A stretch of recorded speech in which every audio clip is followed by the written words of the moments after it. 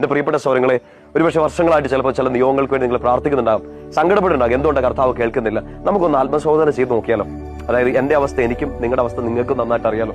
നമ്മുടെ ഇടയിൽ നിൽക്കുന്ന ഈശോയ്ക്കും നന്നായിട്ട് അറിയാം നമ്മുടെ അവസ്ഥ എന്താണ്. ആ ഈശോയുടെ മുമ്പിൽ നമുക്കൊന്നും മറച്ചു പിടിക്കാൻ പറ്റില്ല, അഭിനയിക്കാൻ പറ്റില്ല. അതുകൊണ്ട് നമുക്കൊന്ന് ചിന്തിച്ച് ഒന്ന് ആത്മശോധന ചെയ്യണം. ഈശോയുമായിട്ട് നല്ല കണക്ഷനിലാണോ? എന്റെ ശരീരത്തിൽ നിന്ന്, എന്റെ മനസ്സിൽ നിന്ന്, എന്റെ ചിന്തയിൽ നിന്ന് ഈ പാപമൊക്കെ ഞാൻ ഒഴിവാക്കിയിട്ടുണ്ടോ?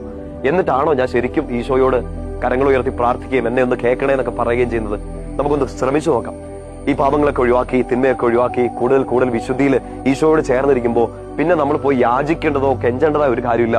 നമുക്കിത് അവകാശമായിട്ട്, നമ്മൾ ഈ പ്രാർത്ഥിക്കുന്ന നിയോഗം അവകാശമായിട്ട് കർത്താവ് തരും. അങ്ങനെയുള്ള ഒത്തിരി നല്ല കാര്യങ്ങൾ കർത്താവിന്റെ മനസ്സിലുണ്ട്. എന്നെക്കുറിച്ചും ഈശോയുടെ പ്രിയപ്പെട്ട കുഞ്ഞായ നിന്നെക്കുറിച്ചും അവൻ അതെല്ലാം പൂർത്തിയാക്കും. ഈശോ എല്ലാം നിന്റെ ജീവിതത്തിൽ നന്നായിട്ട് വരുത്തും. ജോബിന്റെ പുസ്തകം 23:14 ജോബ് മറുപടിയായിട്ട് ഇങ്ങനെ പറയുന്നുണ്ട്: എനിക്കായി നിശ്ചയിച്ചിട്ടുള്ളത് അവിടെ നിന്ന് നിറവേറ്റും. അങ്ങനെയുള്ള പലതും അവിടുത്തെ മനസ്സിലുണ്ട്. എന്നെക്കുറിച്ചും